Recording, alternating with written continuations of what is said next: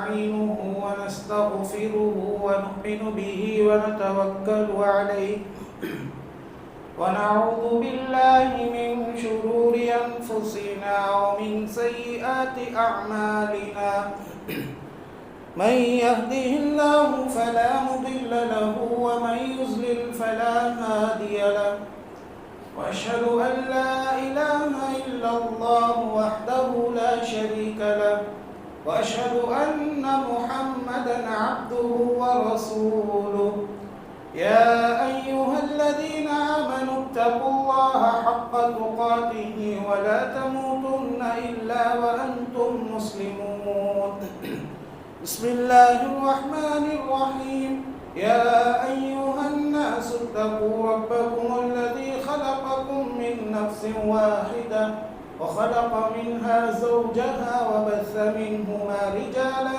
كثيرا ونساء واتقوا الله الذي تساءلون به والأرحام إن الله كان عليكم رقيبا يا أيها الذين آمنوا اتقوا الله وقولوا قولا سديدا يصلح لكم أعمالكم ويغفر لكم ذنوبكم ومن يطع الله ورسوله فقد فاز فوزا عظيما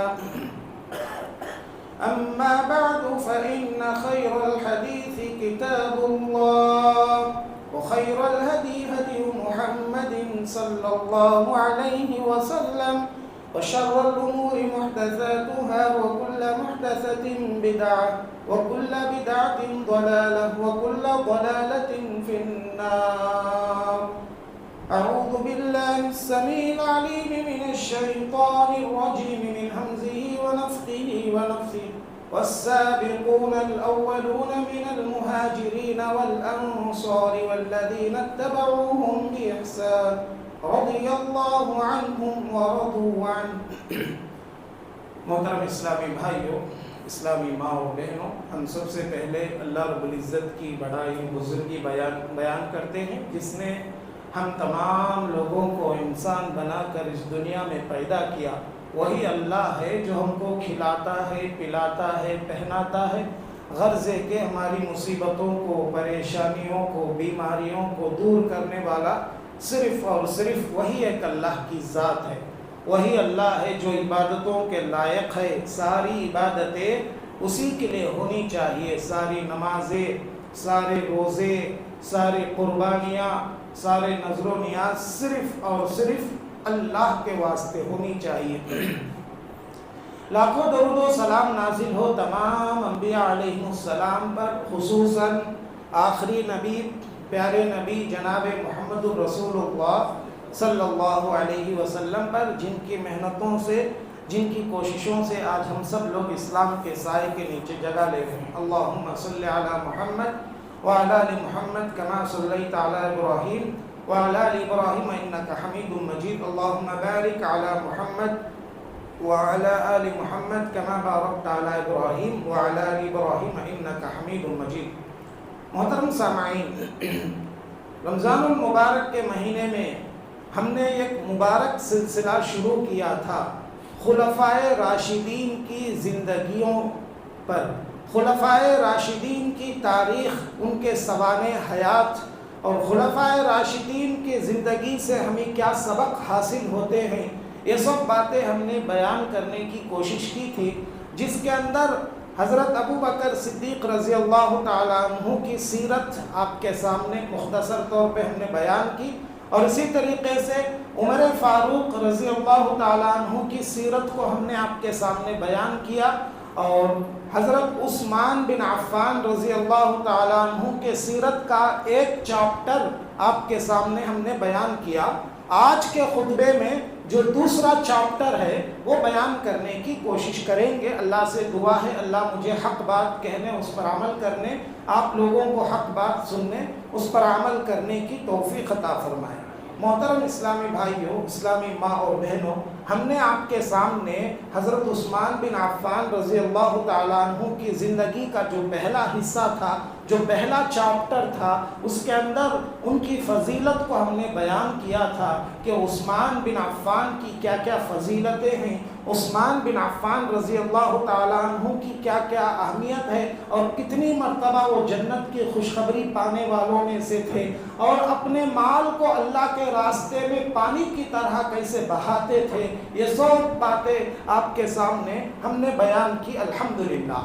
آج آپ کے سامنے عثمان بن عفان رضی اللہ تعالیٰ عنہ کا جو دوسرا چاپٹر ہے وہ خلیفہ بنے، خلیفہ بننے کے بعد کیسے حالات آئے، اور خلیفہ بننے کے بعد انہوں نے کیا کیا کارنامے انجام دیے، اور آخری جو مرحلہ ہے عثمان بن عفان کا شہادت کا مرحلہ، اس مرحلے سے بھی ہمارے لیے بہت سارے اسباق حاصل ہوتے ہیں۔ سب سے پہلی بات، عمر فاروق رضی اللہ تعالیٰ عنہ جب شہید ہوئے، شہید ہونے سے پہلے ہی انہوں نے اپنی زندگی میں 6 لوگوں کے نام لکھ کر وصیت میں چلے گئے تھے کہ 6 صحابہ، ان میں سے آپس میں مشورہ کر کے کوئی ایک خلیفہ بنے گا۔ وہ 6 صحابہ کون تھے جس کا نام پہلے سے ہی عمر رضی اللہ تعالیٰ عنہ لکھ کر گئے تھے؟ ان کے بعد وہ 6 میں سے کوئی ایک خلیفہ بنے گا۔ ابو طلحہ، زبیر بن عوام، سعد بن ابی وقاص، عبد الرحمن بن عوف، عثمان بن عفان، علی بن ابی طالب رضی اللہ تعالیٰ عنہ۔ یہ 6 صحابہ کا نام پہلے سے ہی لکھ کر عمر رضی اللہ تعالیٰ عنہ چلے گئے تھے، اور بتلا دیا کہ یہ 6 آپس میں بیٹھ کر مشورہ کریں گے اور ان میں سے کوئی ایک خلیفہ ہوگا۔ یہ 6 صحابہ میں سے پہلے کے 3 صحابہ تو پہلے سے ہی اپنے آپ کو دستبردار کر لیے کہ پہلے ہی بتلا دیے، نہیں ہم کو یہ شوق نہیں، خلیفہ بننے کا ہم کو شوق نہیں، ہم پہلے ہی کنارہ ہو جائیں گے، بلکہ ابو طلحہ، زبیر بن عوام، سعد بن ابی وقاص پہلے سے ہی جو ہے یہ کنارہ ہو گئے۔ اب باقی رہ گئے 3، عبد الرحمن بن عوف، عثمان بن عفان اور علی بن ابی طالب رضی اللہ تعالیٰ۔ عبد الرحمن بن عوف بھی چند دنوں کے بعد اپنے آپ کو دور کر لیے، لیکن عبد الرحمن بن عوف نے یہ ارادہ کیا کہ عثمان اور علی ان دونوں میں سے خلیفہ کون بنے گا۔ انہوں نے اپنے حساب سے یہ سوچا کہ مدینے میں ہم کیا کریں گے، مدینے کے لوگوں کو آپس میں، مدینے کے لوگوں سے مشورہ کریں گے، مدینے کے لوگوں سے مشورہ کریں گے، اور مدینے کے لوگ جس کو پسند کرتے ہیں ان کو خلیفہ بنائیں گے۔ اور یہ مشورہ ہوا آپس میں، تو یہ مشورے پر سب راضی ہو گئے، ٹھیک ہے مدینے کے لوگوں سے آپ پوچھئے۔ تو عبد الرحمن بن عوف رضی اللہ تعالیٰ عنہ مدینہ کے لوگوں سے پوچھتے ہیں، تو مدینے کے سارے لوگ عثمان بن عفان کے حق میں ووٹ دیتے ہیں۔ ووٹ دینے کا مطلب عثمان بن عفان کے حق میں بات کرتے ہیں، عثمان بن عفان کو خلیفہ بنانا چاہتے ہیں سارے مدینے والے۔ تو عبد الرحمن بن عوف کیا کرتے ہیں، یہ بات کو راز میں رکھتے ہیں، راز میں رکھ کر پہلے عثمان کے پاس آتے ہیں، آ کر پوچھتے ہیں، اے عثمان اگر میں علی کا نام لوں گا تو کیا آپ راضی ہو جائیں گے؟ عثمان نے کہا ٹھیک ہے کوئی بات نہیں، جب مدینے والے علی کو چاہتے ہیں تو میں راضی ہو جاؤں گا۔ پھر علی کے پاس آئے، علی کے پاس آ کر پوچھنے لگے، اے علی کیا میں عثمان کا نام لوں گا تو آپ راضی ہو جائیں گے؟ علی نے کہا کیوں نہیں راضی ہوں گا، ضرور راضی ہو جاؤں گا، اگر مدینے والے عثمان کو چاہتے ہیں تو یہی میری بات رہے گی۔ تو پھر دونوں سے آپس میں بات چیت کر لیے، اس کے بعد سارے مجمع کے سامنے جو ہے عبد الرحمن بن عوف رضی اللہ تعالیٰ عنہ اعلان کرتے ہیں عثمان بن عفان رضی اللہ تعالیٰ عنہ کے خلیفہ ہونے کا، اور سب سے پہلے بیعت عبد الرحمن بن عوف رضی اللہ تعالیٰ عنہ لیتے ہیں۔ اس کے بعد سارے مدینے والے جو ہے عثمان بن عفان رضی اللہ تعالیٰ عنہ کو خلیفہ بنا لیتے ہیں۔ اور اس کے بعد محترم بھائیو، عثمان بن عفان رضی اللہ تعالیٰ عنہ جب خلیفہ بنتے ہیں، خلیفہ بننے کے بعد سب سے پہلا کام وہ کرتے ہیں وہ کیا ہے کہ عمر رضی اللہ تعالیٰ عنہ کے زمانے میں جو اسلام پھیل رہا تھا فتوحات کے ذریعے سے، اسلام فتوحات کے ذریعے سے پھیل رہا تھا، اسلام ہر جگہ جہاں بھی اسلام جاتا اس ملک کو فتح کرتا تھا۔ عمر رضی اللہ تعالیٰ عنہ کے زمانے میں بہت سارے ممالک فتح ہو چکے تھے، لیکن جیسے ہی عمر کا انتقال ہوا یہ سلسلہ رک گیا تھا۔ لیکن امت محمدیہ کی یہ شان ہے، اللہ کی طرف سے خاص مدد ہے امت محمدیہ کے لیے۔ جب بھی امت محمدیہ کو زخم ملتا ہے تو اس زخم کے سوکھنے کا دوا بھی اللہ عطا کرتا ہے۔ امت محمدیہ کی یہ شان ہوتی ہے کہ جب بھی امت محمدیہ کو زخم ملا تو زخم ملنے کے بعد امت محمدیہ سست پڑی، پھر ویسے ہی شان سے پھر چستی میں آ جاتی ہے۔ عمر رضی اللہ تعالیٰ عنہ کے انتقال سے، عمر رضی اللہ تعالیٰ عنہ کی شہادت سے بہت بڑا زخم ملا تھا امت محمدیہ کو، لیکن عثمان کے خلیفہ بننے کے بعد وہ زخم ختم ہو گیا۔ عثمان رضی اللہ تعالیٰ عنہ وہ فتوحات کا سلسلہ جاری رکھتے ہیں، اور عثمان رضی اللہ تعالیٰ عنہ کے دور میں نئے نئے ایریے فتح ہوتے ہیں، جیسے خراسان، آرمینیا، قبرص، اس طرح کے بہت سارے بڑے بڑے علاقے جو ہے عثمان رضی اللہ تعالیٰ عنہ اپنے دور میں فتح کرتے ہیں۔ اچھا، عثمان رضی اللہ تعالیٰ عنہ کے دور میں فتوحات کا جب سلسلہ شروع ہوا، ایک نیا کارنامہ انجام دیا عثمان رضی اللہ تعالیٰ عنہ نے۔ وہ کیا ہے کہ بحری جہاز، بحری حملے کا بھی اجازت دے دیا، یعنی سمندری راستے سے بھی جنگ کرنے کی اجازت سب سے پہلے عثمان بن عفان رضی اللہ تعالیٰ عنہ نے دی۔ عمر رضی اللہ تعالیٰ عنہ کے دور میں ہی معاویہ رضی اللہ تعالیٰ عنہ بار بار اجازت مانگتے تھے کہ سمندری راستے سے ہم جا کر فتح حاصل کریں گے علاقوں کو، آپ اجازت دیجئے۔ عمر رضی اللہ تعالیٰ عنہ ذرا پریشان تھے کہ امت کے لوگ سمندر میں جائیں گے، کیا ہوگا کہ پانی میں کیسا ہوگا کہ بول کے تھوڑا ڈرتے تھے، اجازت نہیں دیے۔ لیکن عثمان رضی اللہ تعالیٰ عنہ خلیفہ بننے کے بعد معاویہ رضی اللہ تعالیٰ عنہ نے عثمان بن عفان سے اجازت مانگی بحری راستے سے فتح کرنے کے لیے، تو بحری راستے کی اجازت عثمان بن عفان رضی اللہ تعالیٰ عنہ نے دے دی۔ تو پہلی مرتبہ امت نے بحری راستے سے یورپ کو فتح کیا۔ اللہ اکبر، یورپ کو پہلی مرتبہ جو ہے بحری راستے سے عثمان بن عفان رضی اللہ تعالیٰ عنہ نے عثمان بن عفان رضی اللہ تعالیٰ عنہ کے زمانے میں بحری راستے سے امت محمدیہ نے جو ہے یورپ کو فتح کیا۔ پیارے نبی جناب محمد الرسول اللہ صلی اللہ علیہ وسلم اپنے زمانے میں یہ پیشن گوئی کیے تھے کہ اللہ کے نبی صلی اللہ علیہ وسلم ایک مرتبہ آرام کیے، خواب میں دیکھا تو آرام کر کے خواب دیکھ کر اٹھے، مسکرانے لگے۔ بازو میں حرام بن ملحان موجود تھی، حرام بن ملحان موجود تھی، پوچھنے لگی اے اللہ کے نبی صلی اللہ علیہ وسلم کیا بات ہے کہ آپ مسکرا رہے ہیں؟ تو پیارے نبی صلی اللہ علیہ وسلم نے کہا کہ میں نے میری امت کو سمندری سفر کرتے ہوئے دیکھا، اور میرے امت کے لوگ سمندر میں سفر کر رہے ہیں اور کشتی پر اس شان سے بیٹھے ہیں جیسے بادشاہ تخت پر بیٹھتا ہے، بادشاہ جیسے تخت پر بیٹھتا ہے، میری امت کے لوگ کشتی میں سوار ہیں اور اس کشتی میں اس شان سے بیٹھے ہوئے ہیں جیسے بادشاہ تخت پر بیٹھتا ہے۔ حرام بن ملحان کہنے لگی، اللہ کے نبی صلی اللہ علیہ وسلم سے درخواست کرنے لگی، اے اللہ کے نبی صلی اللہ علیہ وسلم آپ میرے لیے دعا کیجئے، میں بھی ان میں شامل رہوں، ادعو اللہ ان یجعلنی لہم۔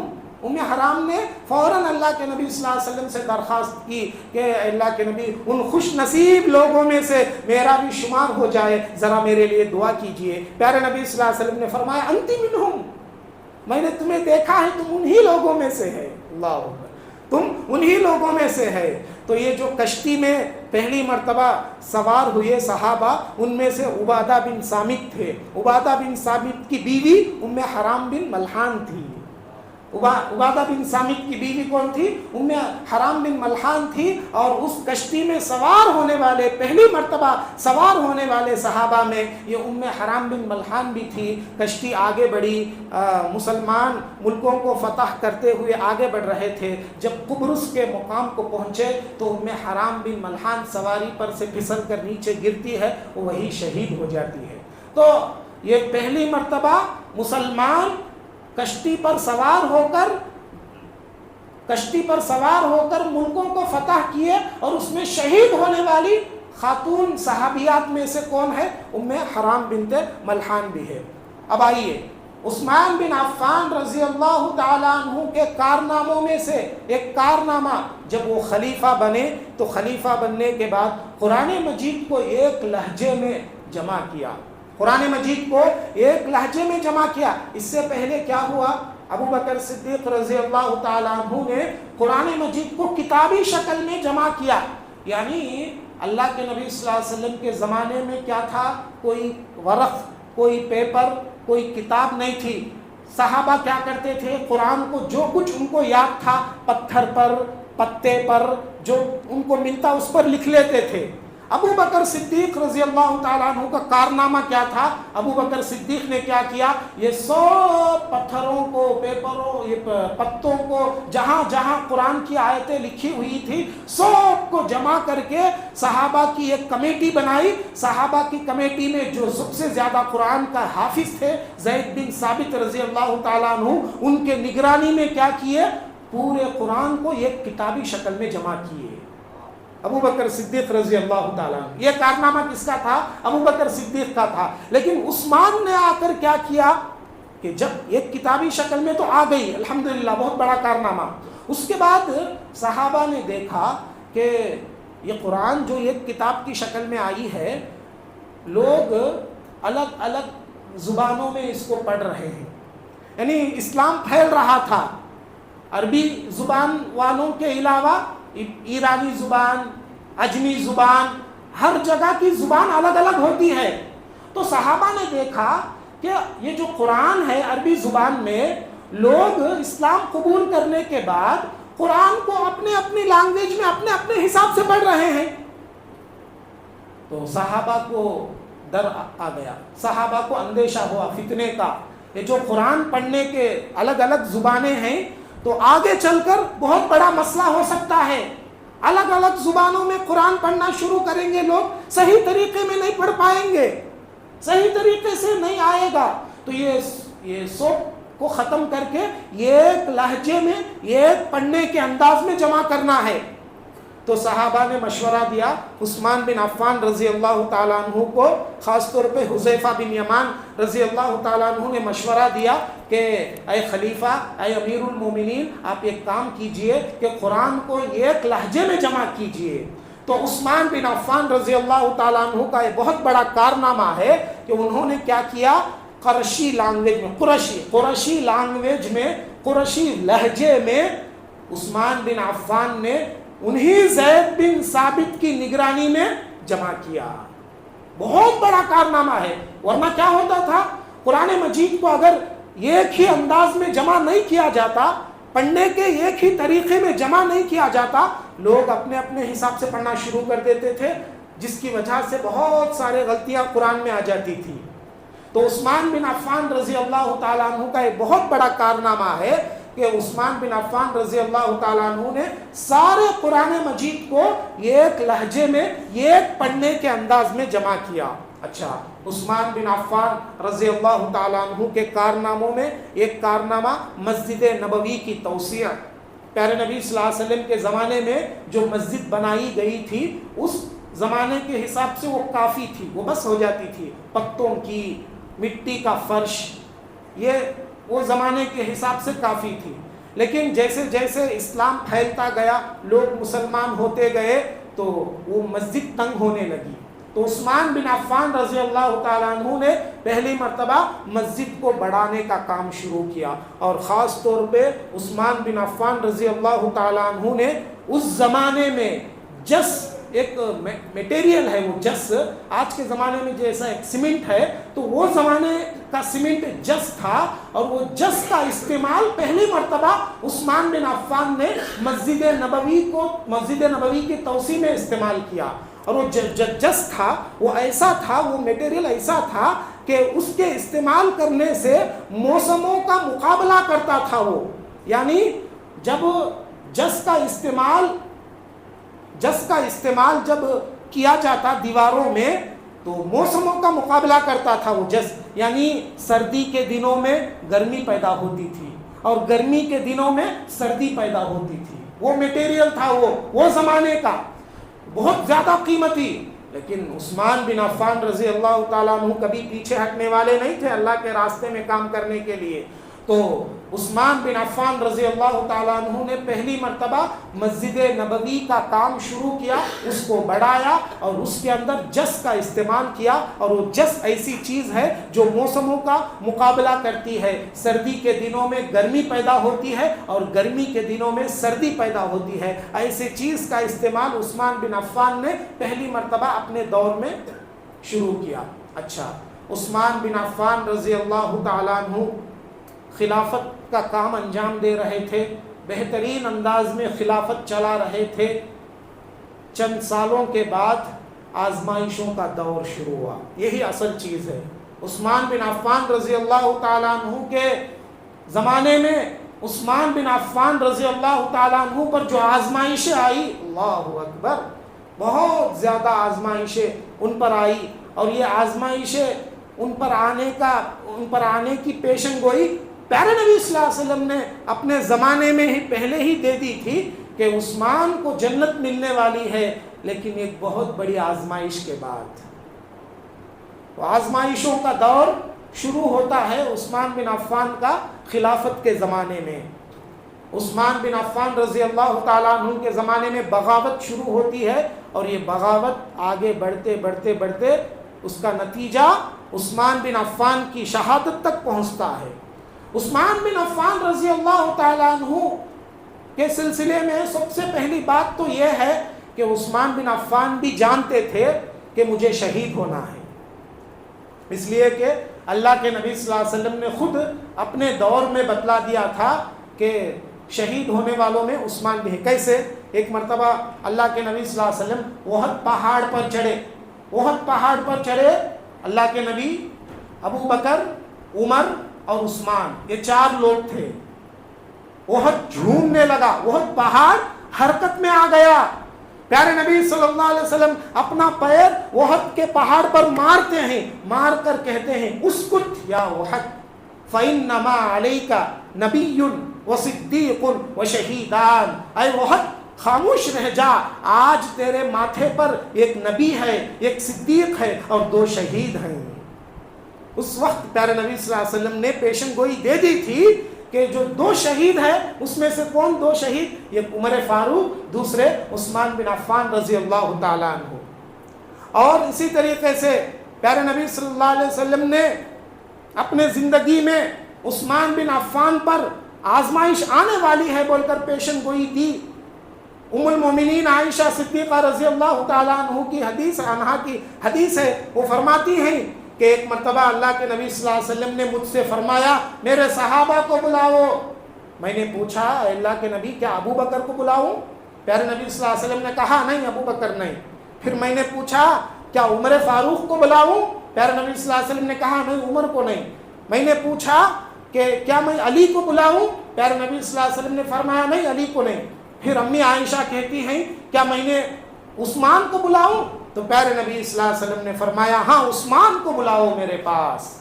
عثمان رضی اللہ تعالیٰ عنہ اللہ کے نبی صلی اللہ علیہ وسلم کے پاس پہنچے تو امی عائشہ صدیقہ رضی اللہ تعالیٰ عنہ فرماتی ہیں اللہ کے نبی صلی اللہ علیہ وسلم عثمان بن عفان رضی اللہ تعالیٰ عنہ سے سرگوشی کرنے لگے, یعنی آہستہ سے بات کرنے لگے. میں نے دیکھا, امی عائشہ کہتی ہیں میں نے دیکھا جیسے جیسے پیارے نبی صلی اللہ علیہ وسلم عثمان بن عفان سے بات کر رہے تھے عثمان کا چہرہ بدل رہا تھا. عثمان کا چہرہ بدل رہا تھا. یہ اس بات کی طرف اشارہ تھا کہ عثمان پر آنے والے زندگی میں بہت زیادہ آزمائشیں آنے والی ہیں, بہت زیادہ آزمائشیں آنے والی ہیں. یہ اس بات کی طرف اشارہ تھا.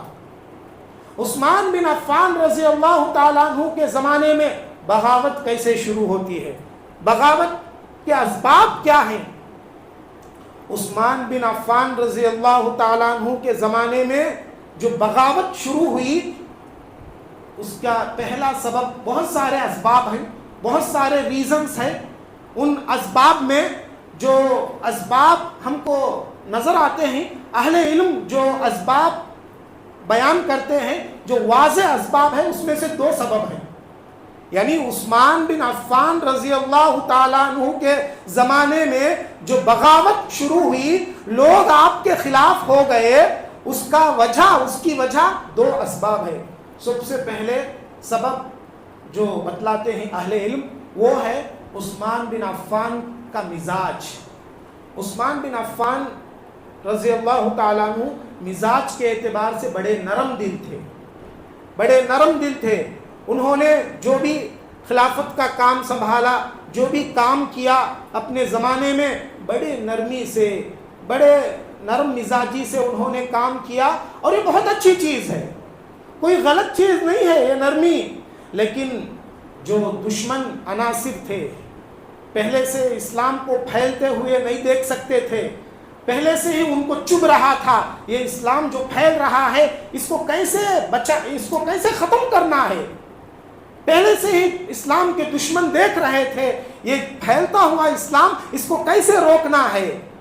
تو یہ جو دشمن تھے، اسلام کے دشمن، انہوں نے عثمان بن عفان رضی اللہ تعالیٰ عنہ کے نرمی کا غلط فائدہ اٹھایا. عثمان بن عفان رضی اللہ تعالیٰ عنہ کے نرمی سے انہوں نے غلط فائدہ اٹھایا، اور عثمان بن عفان رضی اللہ تعالیٰ عنہ کی جو نرمی تھی وہ نرمی عمر کے سختی کے بعد آئی تھی. عمر کے سختی کے بعد عثمان کی نرمی آئی تھی. عمر رضی اللہ تعالیٰ عنہ کے زمانے میں بہت کوشش کیے اسلام کے دشمن اسلام کو ختم کرنے کے لیے، لیکن عمر کے زمانے میں اسلام کو رتی برابر بھی نقصان نہیں پہنچا سکے.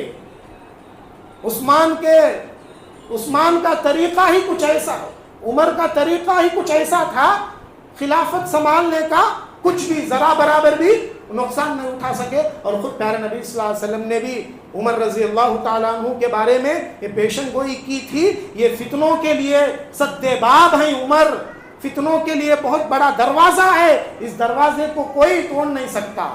یہ عثمان بن عفان عمر رضی اللہ تعالیٰ عنہ کے دور میں ہی اسلام دشمن عناصر کوشش کیے، لیکن کوشش میں کامیاب نہیں ہوئے.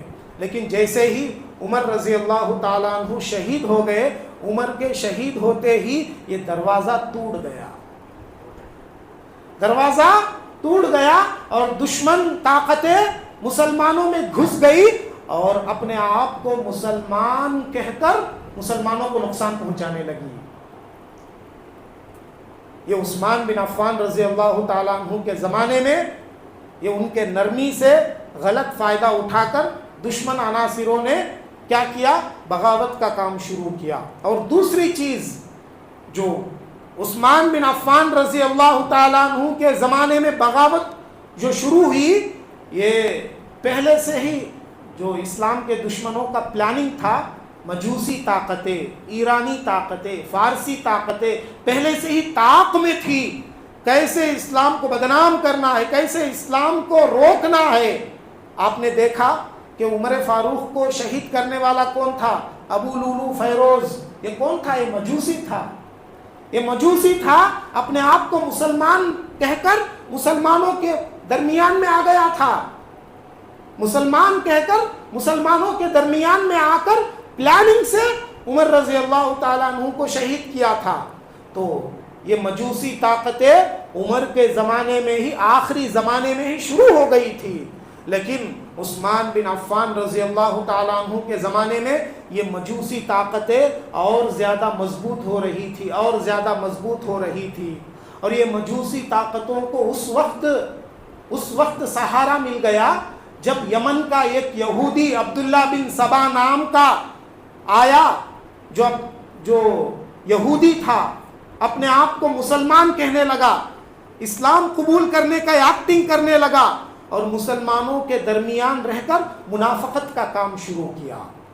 یہ عبداللہ بن سبا یمن کا رہنے والا مسلمانوں کے بیچ میں آ کر، مسلمانوں کے درمیان رہ کر، مسلمانوں کے بیچ میں فرقہ بندی کر دیا. یہ عبداللہ بن سبا کیا کیا؟ عبداللہ بن سبا نے عبداللہ بن سبا جب آیا مسلمانوں کے بیچ میں، شروع میں تو یہ حالات کا جائزہ لیا، دیکھنے لگا کہ مسلمان کیسے ہیں، کیا کرتے ہیں، ان کو کیسے گمراہ کرنا ہے، اپنے راستے میں کیسے لانا ہے۔ یہ یہودیوں کی چال بازی تھی، یہودی طاقتوں کا ایک ایجنڈا تھا۔ یہ عبداللہ بن سبا کون؟ یہ یہودی طاقتوں کا ایک ایجنڈا آیا۔ عبداللہ بن سبا آ کر اپنے آپ کو مسلمان کہنے لگا، مسلمان کہہ کر مسلمانوں کے درمیان فتنے ڈالنے لگا۔ مسلمانوں کے درمیان فتنے کیسے ڈالنے لگا؟ مسلمانوں کے بیچ میں رہ کر اہل بیت کا سہارا لینے لگا۔ اہل بیت، پیارے نبی صلی اللہ علیہ وسلم کے خاندان والوں کا سہارا لینے لگا، اور مسلمانوں کے بیچ میں رہ کر یہ خیالات، یہ نظریات ڈالنے لگا کہ علی رضی اللہ تعالیٰ عنہ خلافت کے حقدار تھے، ابو بکر، عمر، عثمان نعوذ باللہ ان پر ظلم کر کے خلافت کو چھین لیے۔ ایسے خیالات ڈالنے لگا مسلمانوں میں آ کر۔ دیکھو کیسے خیالات ڈالا، محبت کا سہارا لیا۔ کس کی محبت کا؟ اللہ کے نبی کے خاندان کے محبت کا۔ اللہ کے نبی صلی اللہ علیہ وسلم کے خاندان کے محبت کا سہارا لے کر امت کے اندر یہ خیال ڈالنے لگا کہ یہ خلیفہ کس کا حق تھا، خلیفہ بننے کے لائق کون تھے؟ حضرت علی تھے۔ لیکن ابو بکر، عمر، عثمان علی پر ظلم کر کے، نعوذ باللہ ظلم کر کے خلافت کا حقدار چھین لیا۔ یہ خیالات ڈالنے لگا، اور ان خیالات کو لے کر سب سے پہلے مدینے میں تو اس کو ایسے خیالات ڈالے تو مارتے مدینے والے، اس کو معلوم، مدینے والے اس کو مارتے۔ اگر پہلے ہی اگر وہ مدینے میں ایسے خیالات ڈالا تو پہلے شہید ہو جاتا، وہ پہلے ہی ختم ہو جاتا۔ لیکن مدینے سے باہر گیا، شام میں گیا، ملک شام میں گیا، ملک شام میں جا کر یہ خیالات پھیلنے لگا۔ ملک شام والے اس کو باہر نکال دیے، ملک شام والے جگہ نہیں دیے۔ کوفہ میں گیا، کوفہ میں جا کر یہ خیالات ڈالنے لگا۔ کوفہ میں کچھ لوگ اس کو مل گئے، اس کے ہم اثر لوگ، اس کے خیالات کو ماننے والے لوگ کوفہ میں کچھ مل گئے۔ پھر بصرہ گیا، بصرہ جا کر وہاں کے مسلمانوں کو بہکانے لگا، مسلمانوں کے خلاف خیالات ڈال کر، یعنی عثمان رضی اللہ تعالیٰ عنہ کے خلاف ایسے خیالات ڈال کر مسلمانوں کو گمراہ کرنے کی کوشش کیا۔ بصرہ گیا، بصرہ میں بھی کچھ لوگ مل گئے۔ پھر مصر گیا، مصر میں بھی کچھ لوگ مل گئے۔ کوفہ، بصرہ، مصر، یہ 3 کنٹریوں میں اس کے خیالات کے لوگ مل گئے۔ پہلا کام کیا کیا؟ لوگوں کے درمیان خلیفہ کے خلاف، خلیفہ کون؟ عثمان رضی اللہ تعالیٰ عنہ کے خلاف خیالات ڈالنے لگا۔ کیا خیالات؟ عثمان نے علی پر ظلم کر کے خلافت کو چھین لیا ہے، نعوذ باللہ۔ اچھا، پھر یہ جو اس کا ایجنڈا تھا، ان ایجنڈوں میں سے ایک ایجنڈا جھوٹے خطوط، جعلی خطوط، فیک لیٹرز۔ اس نے کیا کیا؟ اپنے طرف سے جعلی خطوط لکھنے لگا، جھوٹے خط لکھنے لگا۔ بصرہ سے کوفہ خط آنے لگے، کوفہ سے مصر خط آنے لگا، مصر سے کوفہ خط آنے لگے۔ اور وہ خطوں میں کیا لکھا ہوتا تھا؟ خطوں میں کیا لکھا ہوتا تھا؟ خطوں میں لکھا ہوتا تھا، آپ لوگ بڑے امن میں ہیں، بڑے آرام سے ہیں، یہاں ہم لوگوں پر خلیفہ نے بہت زیادہ ظلم کر کے رکھا ہے۔ کیسی باتیں دیکھو، پلاننگ، مسلمانوں کو خلیفہ کے خلاف کھڑا کرنے کے لیے جھوٹے خط پھیلانے لگا۔ کوفہ سے مصر کو خط آئے، مصر سے کوفہ کو خط آئے، بصرہ سے کوفہ کو خط آئے، کوفہ سے بصرہ کو خط گئے۔ اور خطوں میں کیا لکھا ہوا تھا؟ کہ آپ لوگ تو آرام سے ہیں، امن میں ہیں، ہم لوگوں پر خلیفہ بہت زیادہ ظلم کر رہے ہیں، بہت زیادہ ہم پر ظلم اٹھا رہے ہیں، اس طرح کے۔ اب اس طرح کے خط جب پڑھیں گے تو لوگوں کے دلوں میں کیا خیالات آئیں گے؟ اس طرح کے جھوٹے خط جو ہے پھیلانے لگا، اور جھوٹے خطوں کے سہارا سے اس نے کیا کیا؟ ایک بہت بڑی جماعت تیار ہو گئی۔ کس کے خلاف؟ امیر المومنین عثمان بن عفان رضی اللہ تعالیٰ عنہ کے خلاف۔ کوفہ میں ایک جماعت، بصرہ میں ایک جماعت، مصر میں ایک جماعت۔ اب لوگوں کا خیال یہ ہونے لگا اب عثمان ظلم کر رہے ہیں، مسلمانوں پر ظلم کر رہے ہیں، اب ان کو خلافت سے ہٹا دینا ہے، یہ خیال آنے لگا لوگوں کو۔ پھر کیا ہوا؟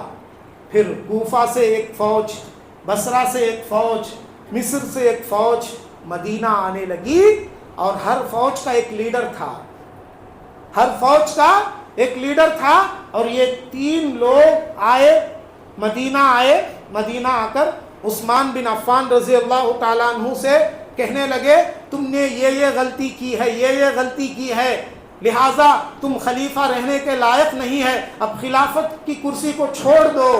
کیا غلطی بھائی؟ کیا غلطی انہوں نے گنائی عثمان کی؟ عثمان کی غلطی، سب سے پہلے غلطی یہ گنائی کہ اے عثمان، تم نے جنگ بدر میں شرکت نہیں کی۔ جنگ بدر مسلمانوں کی پہلی جنگ تھی، تم نے اس میں شرکت نہیں فرمائی، شریک نہیں ہوئے، پہلی غلطی۔ ہر غلطی کا جواب بھی دوں گا میں۔ دوسری غلطی انہوں نے کہا کہ تم نے حج کے موسم میں مینا کے میدان میں ظہر کی نماز، عصر کی نماز اور عشاء کی نماز، اللہ کے نبی 2 رکعت پڑھے تھے، تم نے 4 رکعت پڑھائی، یہ سنت کے خلاف تم نے کیا، اب تم خلیفہ رہنے کے لائق نہیں۔ تیسری غلطی انہوں نے کہا تم خلیفہ بننے کے بعد اپنے رشتہ داروں کو ممبرشپ بنا لیے، یعنی اپنے رشتہ داروں کو عہدہ دے دیے۔ اس طرح انہوں نے عثمان بن عفان رضی اللہ تعالیٰ عنہ کے غلطی کو کیا کیا؟ بیان کیا۔ ایک بات یاد رکھ لیجئے محترم بھائیو، جب انسان دوسرے انسان سے دشمنی کرتا ہے تو دشمنی جب ایک دم زیادہ ہو جاتی ہے، اس کی خوبیاں بھی خامیاں نظر آنے لگتی ہے، یہ انسان کی فطرت ہے، یاد رکھ لو۔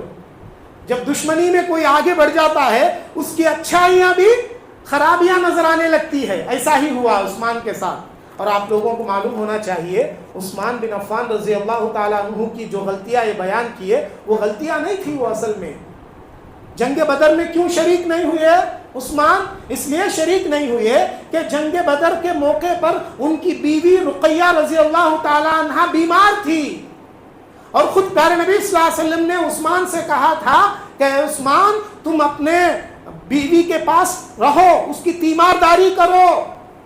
تو اللہ کے نبی صلی اللہ علیہ وسلم کے حکم پر عمل کرتے ہوئے عثمان رضی اللہ تعالیٰ عنہ جنگ کے میدان میں نہیں گئے۔ اور آپ کو معلوم ہونا چاہیے کہ جب جنگ ختم ہوئی، جنگ ختم ہونے کے بعد مسلمان جنگ بدر سے مدینہ واپس آ رہے تھے، عثمان قبرستان سے واپس آ رہے تھے اپنے بیوی کو دفن کر کے، تو شریک نہیں ہونے کا ریزنیبل ریزن تھا، اس لیے شریک نہیں ہوئے، کوئی غلطی ہی نہیں ہے۔ اور دوسری چیز، عثمان رضی اللہ تعالیٰ عنہ کے خلاف میں انہوں نے جو غلطی بیان کی کہ مینا کے میدان میں عثمان بن عفان نے کیا کیا؟ 4 رکعت نماز پڑھائی۔ اصل میں حج کے موسم میں عثمان بن عفان رضی اللہ تعالیٰ عنہ شروع میں مینا کے میدان میں 2 رکعت نماز پڑھاتے تھے سنت کے مطابق۔ بعد میں عثمان بن عفان کو پتا چلا کہ یہ جو مکہ میں آ کر حج کر رہے ہیں، حج کرنے والوں میں سے بدو لوگ بھی ہیں، یعنی مکہ کے آس پاس رہنے والے کھیڑے گاؤں والے، یہ کھیڑے گاؤں والوں کو زیادہ علم نہیں رہتا، وہ لوگ آ کر حج کر رہے ہیں، تو ان کو معلوم ہوا کہ حج کے موسم میں مینا کے میدان میں ظہر کے 2 رکعت، عصر کے 2 رکعت، عشاء کے 2 رکعت جب عثمان نے پڑھائی تو یہ جو بدو کیا سمجھنے لگے؟ بدوؤں نے یہ سمجھا کہ ظہر کے 2 رکعت ہی ہے، شاید عشاء کے عصر کے 2 رکعت ہی ہے سمجھ کر اپنے بستی میں جا کر بھی وہ عصر کی نماز، ظہر کی نماز، عشاء کی نماز 2 رکعت پڑھنے لگے۔ تو عثمان کو پتا چلا ارے اتنی بڑی غلطی وہ کر رہے ہیں، تو عثمان نے فیصلہ کیا کہ ان بدوؤں کو سکھانے کے لیے نماز کا صحیح طریقہ کیا ہے کہ ظہر میں 4 رکعت پڑھنا ہے، عصر میں 4 رکعت پڑھنا ہے، عشاء میں 4 رکعت پڑھنا ہے، ان کو سمجھ میں آنا، ان کو سکھانا ایک ریزن تھا، اس لیے عثمان بن عفان نے ایسا کر کے دکھایا۔ جو عہدوں کی بات انہوں نے کی، بات تو یہ ہے کہ عہدہ کسی رشتہ داری کو، دوست کو دیکھ کر نہیں دیا جاتا، بلکہ صلاحیت کو دیکھ کر دیا جاتا ہے۔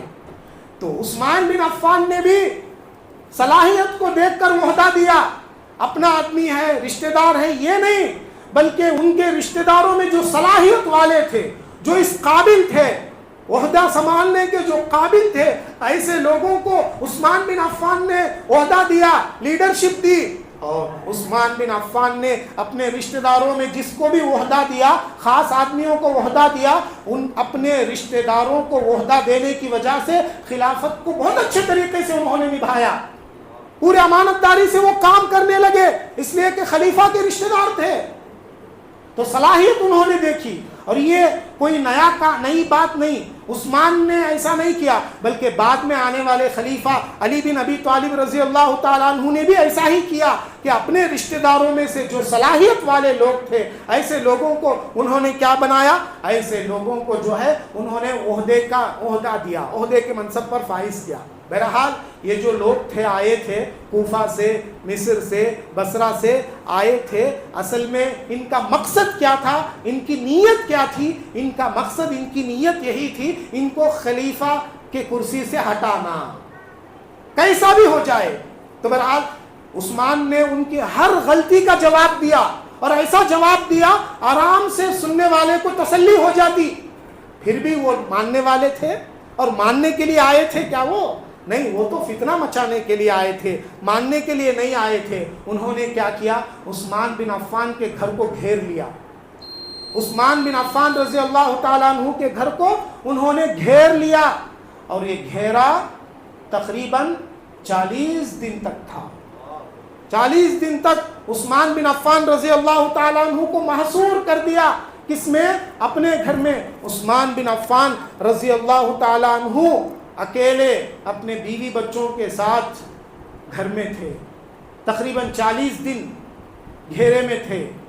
شہید ہونے سے ایک دن پہلے کا واقعہ، 17 ذی الحجہ 35 ہجری جمعرات کا دن، آپ روزے سے تھے. آپ روزے سے تھے. روزہ افطار کرنے کا وقت آیا تو آپ کے گھر میں افطار کرنے کے لیے پانی بھی میسر نہیں تھا. آپ کے گھر میں افطار کرنے کے لیے پانی بھی میسر نہیں تھا. ایسے حالات ان لوگوں نے کر دیے تھے مدینے کے اندر. پورے مدینے میں ان کا کنٹرول آ گیا تھا. مسجد نبوی میں بھی ان کا کنٹرول تھا. عثمان بن عفان رضی اللہ تعالیٰ عنہ جمعرات کی رات سو جاتے ہیں، یعنی جمعے کی رات ہے وہ. اصل میں جمعرات کے مغرب کے بعد جمعے کی رات ہو جاتی ہے. جمعے کی رات کو آرام کرتے ہیں تو وہ خواب دیکھتے ہیں. خواب میں پیارے نبی صلی اللہ علیہ وسلم ان سے گفتگو کرتے ہیں. پیارے نبی صلی اللہ علیہ وسلم کہتے ہیں، اے عثمان، کل آپ ہمارے ساتھ افطار کریں گے. تاریخی روایتوں میں یہ روایت ملتی ہے کہ انہوں نے خواب میں پیارے نبی صلی اللہ علیہ وسلم کی زیارت کی، اور پیارے نبی صلی اللہ علیہ وسلم سے بات چیت ہوئی تو پیارے نبی صلی اللہ علیہ وسلم نے کہا، اے عثمان، کل آپ ہمارے ساتھ افطار کریں گے. پھر صبح میں کیا ہوتا ہے؟ جمعے کا دن، جمعے کی صبح 18 ذی الحجہ 35 ہجری جمعے کے دن، یہ فتنہ پرور لوگ، یہ باغی لوگ، یہ لعنتی لوگ، انہوں نے کیا کیا؟ سب سے پہلے ان کو پتہ چلا کہ مدینے کے باہر سے عثمان کی مدد کرنے کے واسطے لوگ آ رہے ہیں فوجوں کی شکل میں. ان کو معلوم ہوا تو انہوں نے نعوذ باللہ پہلے ہی پلاننگ بنا لیا کہ وہ فوج آنے سے پہلے عثمان کو ختم کر دیں گے. سب سے پہلے انہوں نے عثمان بن عفان کے گھر کے دروازے کو جلایا. گھر کے دروازے کو جلا کر اندر داخل ہوئے. اندر داخل ہو کر عثمان رضی اللہ تعالیٰ عنہ پر تلواروں سے حملہ کیا. بیوی نائلہ آئی بچانے کے واسطے، اپنے شوہر کو بچانے کے واسطے نائلہ آئی. نائلہ کے انگلیاں کٹ ہو گئی. عثمان بن عفان پر ایک بار انہوں نے حملہ کیا. عثمان بن عفان رضی اللہ تعالیٰ عنہ وہی جام شہادت نوش فرما لیے. اور عثمان بن عفان رضی اللہ تعالیٰ عنہ اس وقت قرآن مجید کی تلاوت کر رہے تھے، قرآن مجید پڑھ رہے تھے. آپ کے جسم سے نکلنے والا خون کا خطرہ قرآن مجید کے ایک آیت کریمہ پر پڑھا. وہ آیت کریمہ کون سی تھی؟ تاریخ کے کتابوں میں لکھا گیا ہے وہ آیت کریمہ فَسَيَكْفِيكَهُمُ اللَّهُ، اللہ آپ کے طرف سے دیکھ لے گا ان لوگوں کو. اللہ آپ کی طرف سے دیکھ لے گا ان لوگوں کو۔ اصل میں یہ آیت کریمہ اللہ کے نبی صلی اللہ علیہ وسلم کے بارے میں اتری تھی، اے نبی کافروں کو اللہ دیکھ لے گا آپ کے طرف سے، اور یہی آیت کریمہ پر ان کے جسم کا خون کا خطرہ گرتا ہے، فَسَيَكْفِيكَهُمُ اللَّهُ، اللہ آپ کے طرف سے کافی ہو جائے گا۔ پھر کیا ہوا؟ عثمان بن عفان رضی اللہ تعالیٰ عنہ شہید ہو جاتے ہیں۔ شہید ہونے کے بعد صحابہ تابعین کہتے ہیں کہ جن لوگوں نے بھی عثمان کو اس وقت شہید کیا، جو لوگ بھی شریک تھے عثمان کی شہادت میں، دنیا میں ان کا انجام بہت برا ہوا، آخرت میں تو ان کا انجام برا ہوگا ہی، لیکن آخرت سے پہلے جتنے لوگ عثمان کی شہادت میں شریک تھے سب لوگوں کا انجام بہت برا ہوا۔ صحابہ کہتے ہیں، گواہی دیتے ہیں، ہم نے اپنے آنکھوں سے دیکھا۔ سوال یہ پیدا ہوتا ہے محترم بھائیوں، کیا بات تھی کہ عثمان بن عفان رضی اللہ تعالی عنہ ایسے حالت میں بھی خلافت کی کرسی کو نہیں چھوڑے؟ اگر خلافت کی کرسی کو چھوڑ دیتے ایسا ماحول نہیں پیدا ہوتا تھا۔ ایک سوال پیدا ہوتا ہے، اس کا جواب یہ ہے محترم بھائیوں کہ اللہ کے نبی صلی اللہ علیہ وسلم کی وصیت تھی عثمان بن عفان رضی اللہ تعالی عنہ کے لیے۔ اللہ کے نبی نے پہلے بتلایا تھا عثمان کو، اے عثمان اللہ تمہیں آگے ایک جھبا پہنانے والا ہے، ایک کرتا پہنانے والا ہے، لوگ اس کرتے کو نکالنے کی کوشش کریں گے لیکن تم اس کرتے کو نہیں نکالنا۔ یہ اس کی طرف اشارہ تھا کہ یہ قمیص، یہ کرتا، یہ خلافت کی ذمہ داری تھی۔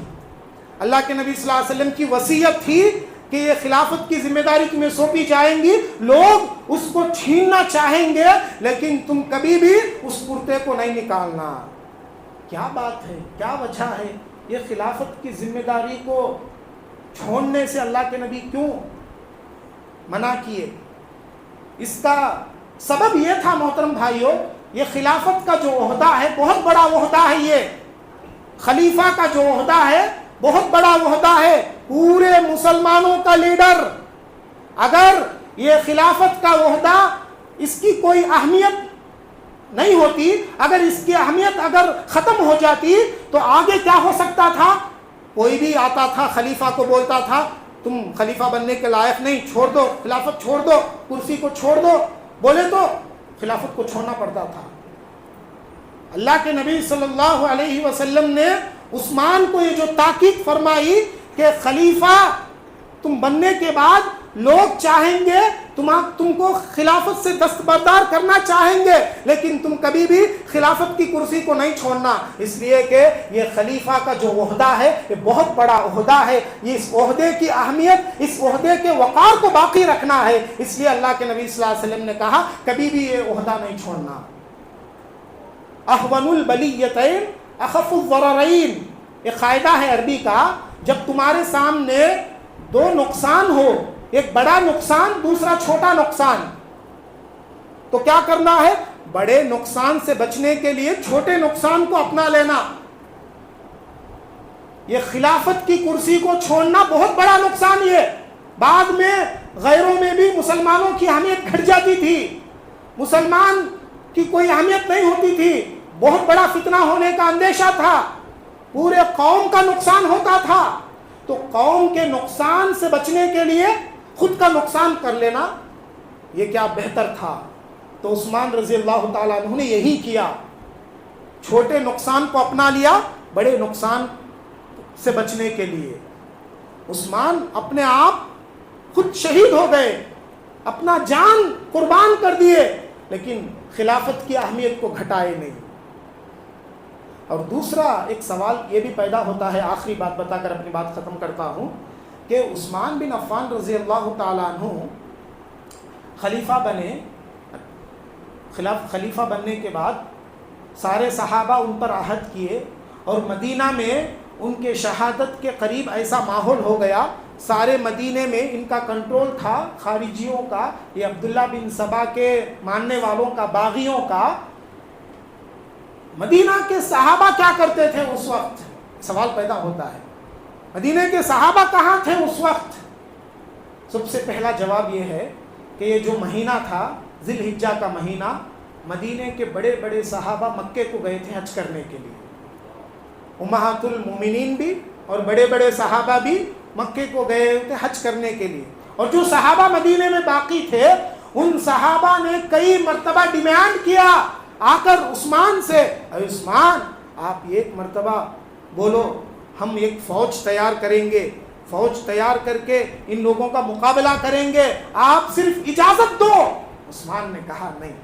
قربان جائے عثمان کے جواب پر، عثمان رضی اللہ تعالیٰ عنہ نے کہا میں نہیں چاہتا مدینۃ الرسول میں خون کے ندیاں بہے، میں نہیں چاہتا کہ مسلمان کے تلوار سے مسلمان کا خون بہے، مجھے یہ پسند نہیں ہے۔ عثمان نے اپنا نقصان برداشت کر لیا، قوم کے نقصان کو برداشت نہیں کیا۔ یہ بہت بڑا میسیج ملتا ہے محترم بھائیوں عثمان کے خلافت سے، کہ ایک خلیفہ کی جان عام آدمی کی جان، دونوں کی جان برابر ہے۔ خلیفہ ہے بول کر اس کی جان کی اہمیت زیادہ، عام انسان ہے بول کے اس کی جان کی اہمیت کم، ایسی بات نہیں۔ خلیفہ عثمان انہوں نے اپنی جان کو رعایا کے جان کے خاطر اپنی جان کو اہمیت نہیں دی۔ عثمان نے یہ سوچا مجھے نقصان ہو گیا تو پرواہ نہیں، میری قوم کو نقصان نہیں ہونا، میری قوم کو نقصان نہیں ہونا۔ یہ عثمان کے زندگی سے بہت بڑا میسیج ملتا ہے، بہت بڑا سبق ملتا ہے محترم بھائیوں، اپنی قوم کا فائدہ سوچنا ہمیشہ۔ اپنے آپ کو نقصان ہوا تو کوئی پرواہ نہیں، میری قوم کو نقصان نہیں ہونا۔ یہ عثمان کے زندگی سے بہت بڑا میسیج ہم کو ملتا ہے۔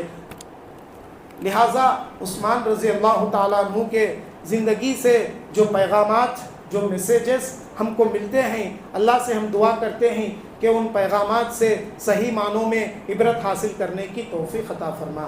بارک اللہ لنا ولکم فی القرآن العظیم ونفعنا وإیاکم بما فیہ من الآیات والذکر الحکیم، انہ تعالی جواد کریم ملک بر